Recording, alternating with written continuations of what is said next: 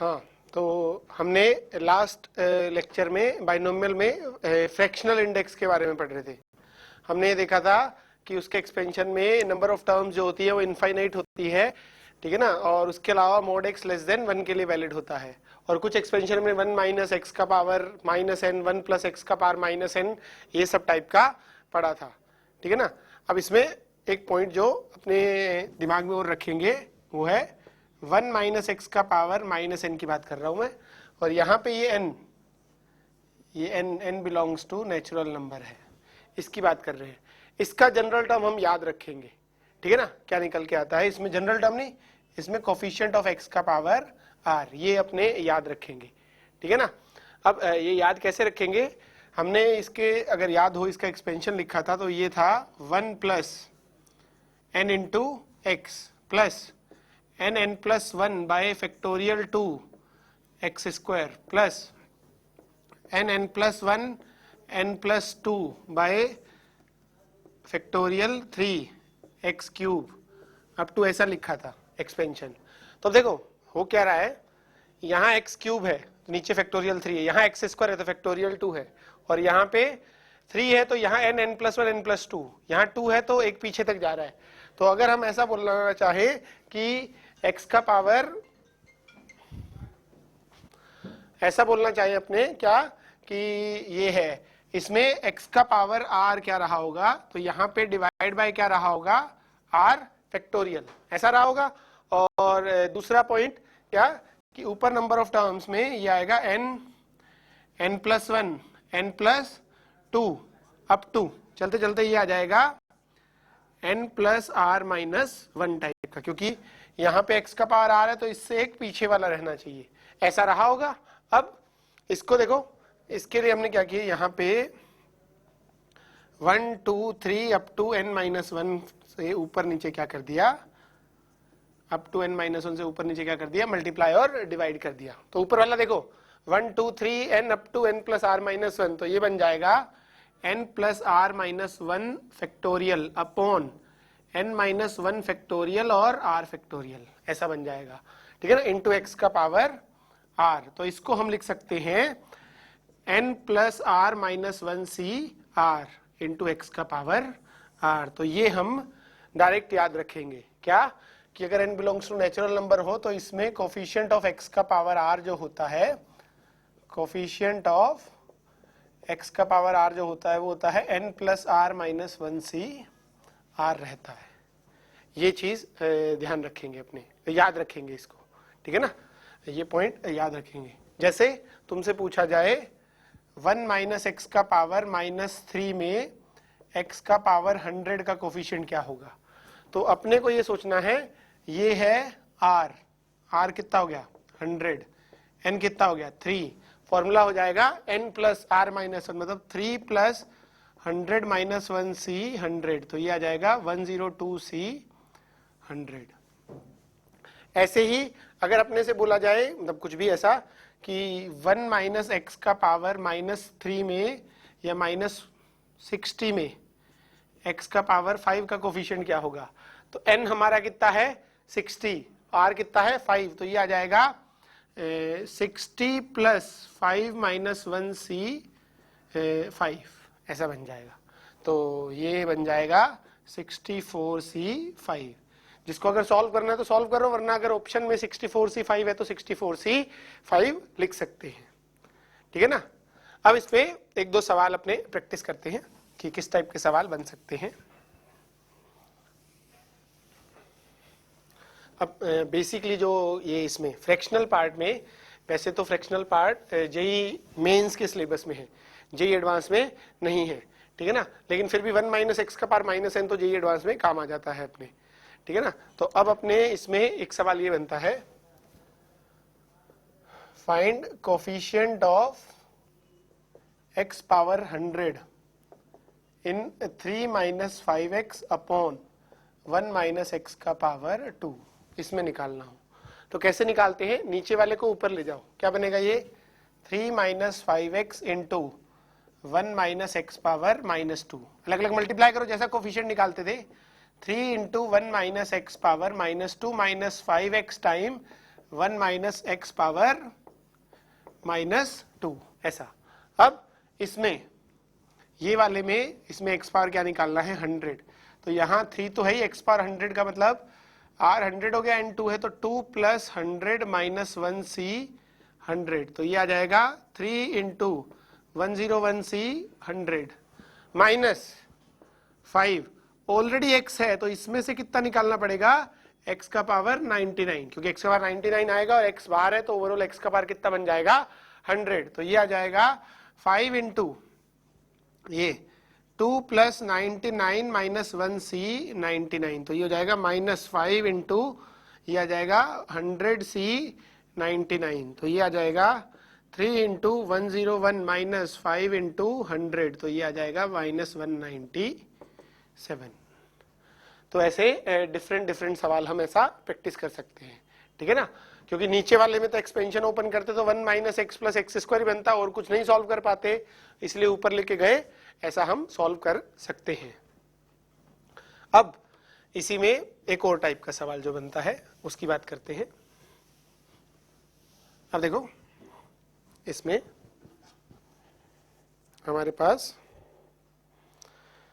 एक सवाल और जो बनता है, क्या है, if x is so small such that its square or higher power may be neglected,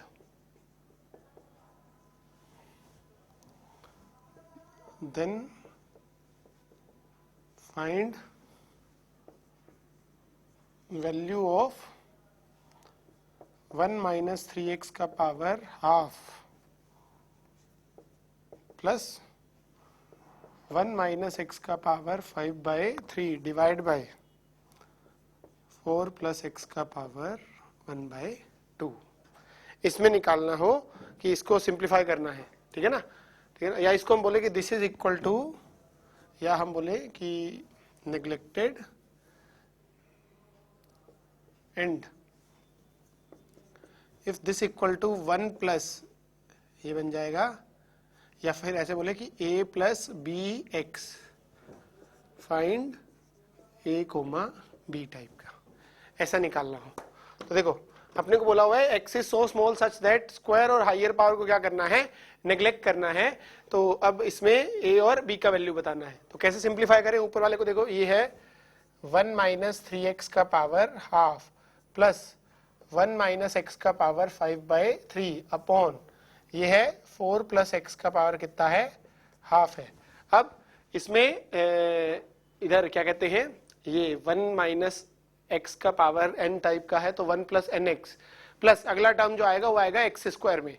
अब एक्स स्क्वायर को तो नेग्लेक्ट करना है क्योंकि सवाल में बोला हुआ है, तो हम देखो इसको लिख सकते हैं 1 माइनस 3x/2 nx प्लस ये वाला 1 माइनस 5/3x डिवाइड बाय, नीचे वाले में 4 बाहर लो क्योंकि 1 प्लस टाइप का बनाना है, तो 4 बाहर लोगे तो 2 इंटू 1 प्लस x/4 का पावर हाफ, ऐसा निकल आएगा। अब इस पावर को ऊपर ले जाओ तो ये बनेगा 2 माइनस ये आ जाएगा 7 कितना आएगा 19/6x यहाँ डिवाइड बाय 2, ये आ जाएगा 1 प्लस x/4 का पावर माइनस हाफ, ऐसा लिखा।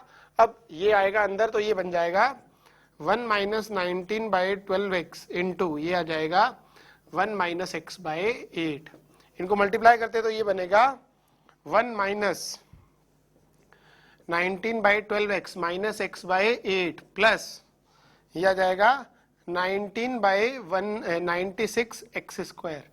अब इसको क्या करना है, नेग्लेक्ट करना है, क्यों, क्योंकि अपने को सवाल में बोला हुआ है। तो ये बचेगा 1 माइनस कितना जाएगा 19/8, यहाँ डिवाइड करेंगे, एलसीएम लेंगे, एलसीएम आ जाएगा कितना 12 और 8 का एलसीएम आ जाएगा 2 इंटू 4 2 इंटू 3 24 आ जाएगा। तो ये बचेगा 38 माइनस 3x, यहाँ पे भी x, तो ये आ जाएगा 1 माइनस 41x/2 24। कंपैरिजन करते हैं तो A निकल आएगा अपना 1 और B निकल आएगा -41/24। ठीक है ना। अब जैसे अपने को मतलब बेसिकली अपने को बोला हुआ है इसको ऐसा लिखना है, तो हम कहते हैं 1 - 3x का पावर हाफ और 1 - x का पावर 5/3, 4 + x का पावर हाफ है। तो नीचे वाले को एक्सपेंड नहीं कर सकते थे क्योंकि 1 होना चाहिए था, तो 1 होने के लिए मैंने 4 बाहर निकाला, 1 + x/4 हो जाएगा। लेकिन नीचे एक्सपेंशन से मतलब नहीं, अपने को वैसा बनाना है तो इसको ऊपर लेके आए, तो ये बना 1 + x/4 का पावर -½ अब इसको क्या किया, ऐसे ओपन किया, अब मल्टीप्लाई करते हैं तो ऐसा कुछ बन जाएगा। अब इसका मतलब A और B आ गए 1 और -41/24। तो ये चीज दिमाग में रखेंगे कि ऐसे सॉल्व होती है। ठीक है ना। तो अब ये टाइप के सवाल बनते हैं इसमें। अब नेक्स्ट टॉपिक इसमें है मल्टीनोमियल थ्योरम। ये बाइनोमियल का लास्ट टॉपिक है। ठीक है ना। तो अभी उसके बारे में पढ़ते हैं। क्या मल्टीनोमियल थ्योरम। तो पहले कुछ पॉइंट्स कैसे देखें। मल्टीनोमियल मतलब बाइनोमियल तो पढ़ ही चुके हैं अपने। मल्टीनोमियल मतलब दो से ज्यादा टर्म हो। तो एक एग्जांपल लेते हैं कि x + y + z का पावर कितना है n, इसके बारे में बात करने हैं। तो इसका कोई जनरल टर्म लिखना हो तो मैं इसको क्या कर रहा हूं, बाइनोमियल की तरह ही मान के चल रहा हूं। तो मैंने क्या किया, ये y + z को एक साथ मान लिया। तो इसका कुछ जनरल टर्म रहा होगा NCR, y + z का पावर r, x का पावर n - r, ऐसा रहा होगा। अभी देखो ये भी क्या है, कोई बाइनोमियल है। ठीक है ना, x y + z का पावर r, तो ये भी तो क्या रहा होगा, इसका भी कोई जनरल टर्म मानते हैं कि कुछ kth टर्म रहा होगा। तो उसके हिसाब से ये बनेगा NCR, r c k, z का पावर k, y का पावर r - k, x का पावर n - r, ऐसा बनेगा। अब ये n factorial over r factorial n - r factorial into ये बन जाएगा r factorial over k factorial r - k factorial into x का पावर n - r, y का पावर r - k, z का पावर k। ठीक है ना। अब यहां से देखो r फैक्टोरियल कैंसिल आउट होगा, तो ये बनेगा n factorial upon n - r factorial, r - k factorial और k फैक्टोरियल, ये बन जाएगा। और यहाँ आएगा x का पावर n - r, y का पावर r - k, z का पावर k। तो ये देखो यहां से यहां पे पहुंचते हैं, डायरेक्ट कोफिशिएंट निकाल सकते हैं। कैसे, x y z, x का पावर देखो यहाँ पे है ऊपर तो n फैक्टोरियल जो टोटल पावर है वो आ गई है। अब डिवाइड में वही फैक्टोरियल से डिवाइड किया है जितनी जितनी x और y और z की पावर से। x की पावर n - r है तो n - r फैक्टोरियल से डिवाइड किया है, y की पावर r - k है तो r - k फैक्टोरियल से डिवाइड किया है, z का पावर k है तो k फैक्टोरियल से डिवाइड किया है। मतलब जितनी जितनी पावर है उतने फैक्टोरियल से डिवाइड करना है। इसके साथ एक और चीज, तीनों पावर्स का सम n - r, r - k और k, तीनों पावर्स का सम करें तो वो शायद टोटल n के इक्वल आ रहा है, n - r + r - k + k। तो ये ध्यान रखेंगे। इसके एक्सपेंशन में मल्टीनोमियल में कोई भी टर्म लिख सकते हैं अपने, लेकिन उसके लिए क्या होना चाहिए, जो टर्म लिख रहे हो उसमें सब पावर्स का सम मिला के टोटल पावर के इक्वल होना चाहिए। ठीक है ना। मतलब अगर ऐसा हो कि तुमसे पूछ ले x + y + z का पावर n में x का पावर r1, y का पावर r2, z का पावर r3 का कोफिशिएंट कितना होगा। अब अगर इफ r1 + r2 + r3 बराबर कितना है, n है, टोटल पावर के इक्वल हो रहा है, तो आंसर डायरेक्ट क्या हो जाएगा, n factorial divide by r1 factorial, r2 factorial और r3 फैक्टोरियल, ऐसा आ जाएगा। और अगर इक्वल टू n नहीं है, मतलब r1 + r2 + r3 equal to n नहीं है, तो इसका मतलब कोफिशिएंट आएगा 0। हम डायरेक्टली ऐसा बोलेंगे, ऐसा कोफिशिएंट ऐसा पॉसिबल नहीं होगा। बेसिकली बाइनोमियल की तरह ही है। बाइनोमियल में हमने कहा था n चीजें कितने लोगों में बांटनी है, 2 लोगों में बांटनी है। यहाँ पे n चीजें कितने लोगों में बांटनी है, 3 लोगों में बांटनी है। तो इसका मतलब किसी को कुछ दोगे, किसी को कुछ दोगे, तो बचा हुआ तीसरे के पास जाएगा। ऐसा होगा तो तीनों पावर का sum equal to total power आना चाहिए। अगर आएगा तभी आंसर मिलेगा, अदरवाइज आंसर कितना हो जाएगा, 0। अगर हमसे ऐसा पूछा है कोफिशिएंट ऑफ दिस क्वांटिटी पूछा हुआ है। तो ठीक है ना, तो अब इसको और जनरलाइज करते हैं अपने, क्या कि सपोज ऐसा नहीं हो, 3 टर्म्स नहीं हो, बहुत सारी टर्म्स हो, मतलब x1 plus x2 plus x3 plus x4 up to xp का पावर कितना है, n है, ऐसा है। इसमें x1 की पावर r1, x2 की पावर r2, x3 की power r3 up to xp की पावर rp का वैल्यू निकालना है, का कोफिशिएंट, इसका कोफिशिएंट निकालना है, कोफिशिएंट ऑफ दिस क्वांटिटी। इसमें अगर r1 plus r2 plus r3 up to rp equals to कितना है, n है, तो हमारा आंसर हो जाएगा n factorial upon r1 factorial r2 factorial up to rp factorial, ऐसा हो जाएगा। और अगर ये तो ऐसा हो कि इफ ऐसा है, और अगर r1 plus r2 plus r3 up to rp is not equal to n, अगर इक्वल टू n नहीं है तो ये हमारा आंसर क्या हो जाएगा, 0। ये दिमाग में रखेंगे जनरल टर्म के लिए। इसके अलावा एक और पॉइंट, इसमें टोटल नंबर ऑफ टर्म भी बता सकते हैं, ठीक है ना। टोटल नंबर ऑफ टर्म क्या हो जाएगी, इसके लिए अंदर कितनी टर्म्स है, p, टोटल पावर कितनी है, n, तो टर्म होती है n plus p minus 1 C p minus 1, n plus p minus 1 C p minus 1। बस रिस्ट्रिक्शन ये होती है, no two of x1 comma x2 comma x3 up to xp can be clubbed, मतलब कोई भी दो को क्लब नहीं कर सकते, तभी ऐसा पॉसिबल होगा। क्लब करने का मतलब कि जैसे और अच्छा बोलें कि ये क्या होना चाहिए,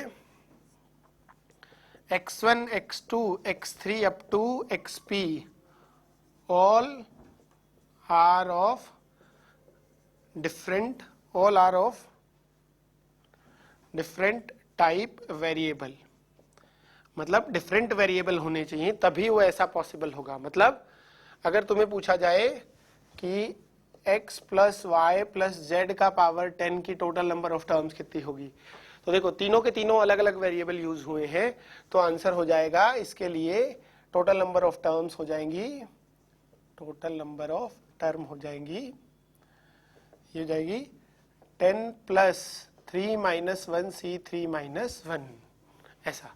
ये n हो गया, ये p हो गया, n plus p minus 1 C p minus 1। Even ऐसा भी है x plus x y plus x z की पावर 10, इसके लिए भी टोटल नंबर ऑफ टर्म्स यही रहेंगी। क्यों, क्योंकि ये x है, ये किससे बना हुआ है, एक्स वाई, मतलब x तो है लेकिन एक डिफरेंट वेरिएबल y से बना हुआ है, ये वाला किससे बना हुआ है, z से। अब लेकिन अगर ऐसा हो गया कि x plus 2x square minus y का पावर 10, इसकी टोटल नंबर ऑफ टर्म्स, इसकी टोटल नंबर ऑफ टर्म, अगर ऐसा पूछ लिया और हमने ये बोल दिया तो ये गलत आंसर है, क्योंकि यहाँ पे x और x स्क्वायर क्या हो रहा है, क्लब हो सकते हैं, ठीक है ना, x और x स्क्वायर। क्योंकि देखो ऐसा भी हो सकता है कि x स्क्वायर को दे दो तो हम दे दें अपने 1 और इसको दे दें 2, तो ये x स्क्वायर बन जाएगा, ये भी x स्क्वायर बन जाएगा, तो ओवरऑल x का पावर कितना बन जाएगा, 4 बन जाएगा। और ऐसा भी हो सकता है कि इसको दे दे कितना, इसको दे दे, मतलब मान लो y को दे दो 0, तो इन दोनों से हम अलग अलग सेम टर्म दो अलग अलग तरीके से बना सकते हैं, ठीक है ना, तो वो टोटल नंबर ऑफ टर्म्स में काउंट नहीं होगा, इसीलिए ये वाला फॉर्मूला इसके लिए क्या हो जाएगा, गलत हो जाएगा, ठीक है ना। तो ये ध्यान रखेंगे, ठीक है ना, क्योंकि अगर अपन जैसे एक छोटा एग्जांपल लेते हैं तो उससे थोड़ा ज्यादा अच्छा समझ में आएगा।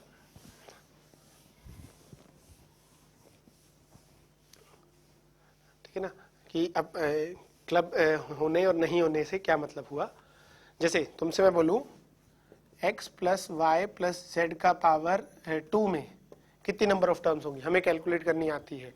ये होता है x square plus y square plus z square plus 2xy plus 2yz plus 2xz, कितनी नंबर ऑफ टर्म्स होगी, 6। फॉर्मूले से भी यही आएगी क्या, 2 + 3 - 1c 3 - 1 दैट इज 4c2 कितनी आ जाएगी 6। और आनी भी चाहिए क्योंकि देखो क्या क्या पॉसिबिलिटी थी, होता तो ये मतलब ना 2 पावर कितने लोगों में बांटनी है, 3 लोगों में बांटनी है। अगर 2 पावर 3 लोगों में बांटनी है तो ऐसा हो सकता है ना कि 2 इसको दे दो 0 0 0 2 0 0 0 2, तो हर किसी से एक एक टर्म बन रही है। यहाँ 1 1 0 1 0 1 1 0 1 1, तो ऐसे टोटल नंबर ऑफ 6 टाइप के हो जाएंगे, तो इसलिए 6 नंबर ऑफ टर्म्स बनेगी। अब यहीं पे ऐसा होता x + x² - 1 का पावर 2, इसके एक्सपेंशन में कितनी टर्म्स बनेगी, तो वैसे इसको ओपन करो कितनी बनेगी, देखो ये बनी x² + x का पावर 4 + 1 + 2x³ - 2x - 2x², तो 2x² और x² ये आपस में क्लब होके कितना बना देगा, ये बना देगा -x² + x पावर 4 + 1 + 2x³ और माइनस का 2x, टर्म्स बन गई 5, आनी चाहिए थी 6। वो इसलिए क्योंकि x² देखो एक तो ऐसे बन रहा है x², ये वाला टर्म क्यों बन रहा है 2 0 0, मतलब इसको 2 दे दो, इसको 0, इसको 0 दे दो, ये टर्म बन जाएगा। अब -2x² कैसे बन रहा है, हमने क्या किया, इसको 0 दे दिया, मतलब पहले वाले को 0 दे दिया, दूसरे वाले को 1 दे दिया और तीसरे वाले को 1 दे दिया, तो भी शायद क्या बन रहा है x² बन रहा है। इसीलिए दो अलग अलग तरीके से देने पे भी सेम टर्म बन गई, इसलिए टर्म्स क्लब हो गई, क्योंकि यहाँ x है, ये भी x से बना हुआ है सिर्फ। यहाँ पे ऐसा नहीं हुआ क्योंकि हर कोई अलग अलग से बना हुआ है, इसीलिए अगर डिस्टिंक्ट होंगे तो डायरेक्ट फॉर्मूला लग जाएगा, और डिस्टिंक्ट नहीं होंगे तो हम नहीं बता सकते, वो हमें ऑब्जर्वेशन से ही देखनी पड़ेंगी। ये चीज ध्यान में रखना है, ठीक है ना। तो दो बातें सीखी हमने मल्टीनोमियल में, एक कोफिशिएंट निकालना और उसके लिए टोटल पावर का सम इक्वल टू n होना चाहिए, और दूसरा नंबर ऑफ टर्म्स निकालना। अब इस पे अलग अलग डिफरेंट टाइप ऑफ क्वेश्चंस करते हैं।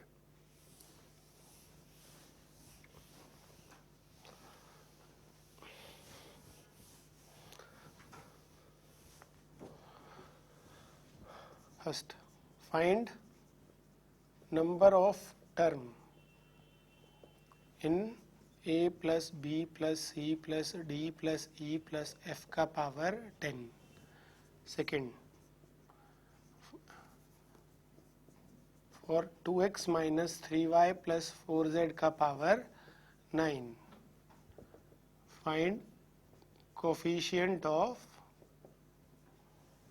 First x² y³ z², second x² y³ z power 4, third x power 4 y power 4 z power 2, fourth x y power 7 z, ये निकालना है। तो देखो पहले तो ये दो सवाल, ठीक है ना। अब देखो फाइंड नंबर ऑफ टर्म, क्या सारे के सारे डिस्टिंक्ट है, डिस्टिंक्ट है तो total number of terms, direct formula क्या 10 + 6 - 1c 6 - 1 दैट इज कितना हुआ ये 15c5, ऐसा हो जाएगा। अब ये वाले में कोफिशिएंट निकालना है, तो इसका कोफिशिएंट 0, क्यों, क्योंकि यहाँ पे तीनों पावर्स का सम मिला के 7 हुआ, यहाँ पे होना कितना चाहिए था 9, तो ये वाला आंसर क्या हो जाएगा 0। और ये वाला आंसर भी डायरेक्टली 0, क्यों, क्योंकि यहाँ पे 4 4 8 और 2 10, और जबकि होना कितना चाहिए था 9, क्योंकि 9 चीजें 3 लोगों में बांटोगे। अब यहाँ पे टोटल इक्वल है तो ये वाला कोफिशिएंट आएगा, और इसका आंसर कितना होगा, ये हो जाएगा, देखो x पे 2 चाहिए तो 2x का पावर 2 - 3y का पावर 3 4z का power 4 into 9 factorial divide by 2 factorial 3 factorial 4 factorial, तो ये हो जाएगा 9 factorial upon 2 factorial 3 factorial 4 factorial, 2 का पावर 2 - 3 का पावर 3 4 का पावर 4, ये आ जाएगा इसका कोफिशिएंट। ऐसे ही लास्ट वाले में भी सम सेम है तो निकाल सकते हैं, अपने आप निकाल लेना ये वाला, ठीक है ना। अब इसी में नेक्स्ट पॉइंट की बात करते हैं। क्या एक और सवाल दे रहा हूं मैं इसमें कि ऐसा कुछ आ जाए, जब मिक्स वाला आ जाए, क्या find coefficient of x power 4 in 1 plus x minus 2x square का पावर 7, ऐसा वाला आ जाए। क्योंकि अभी तक इसमें तो नीचे वाले सवाल में तो डायरेक्टली मालूम चल रहा था कि कौन कौन सा कोफिशिएंट है। अब इस वाले सवाल में देखने के लिए कि 1 प्लस एक्स, क्योंकि अब अपने को डायरेक्ट नहीं मालूम है, ठीक है ना, कैसे बताओगे? तो देखो अलग अलग तरीके ना, इसको 4 दे दो, इसको 0 दे दो, इसको दे दो 3 तो भी आ जाएगा, इसको 2 दे दो, इसको दे दो 0, इसको दे दो बचा हुआ तो भी आ जाएगा। तो इसके लिए ऐसे सवाल में, जैसे बाइनोमियल में होता था डायरेक्ट नहीं बता पाते थे तो जनरल टर्म लिखते थे, तो ऐसे ही हम इसमें भी क्या करेंगे, जनरल टर्म लिखते हैं। क्या कि मान लेते हैं इसको x को कोई पावर कितना दिया होगा r1, और इसको कोई मतलब इसको पावर दिया होगा r1, इसको दिया होगा r2, और बचा हुआ पावर ऑलवेज कांस्टेंट को दो 7 माइनस r1 माइनस r2, ऐसा। तो ये बनेगा, क्या बन जाएगा, x का power r1 minus 2x square का पावर r2, और 1 का पावर करोगे कोई फर्क नहीं पड़ेगा, तो ये बनेगा 7 factorial upon r1 factorial r2 factorial, और ये आ जाएगा 7 minus r1 minus r2 factorial, ऐसा बन जाएगा। तो यहां से देखो ये बना ये बनेगा 7 फैक्टोरियल अपॉन r1 फैक्टोरियल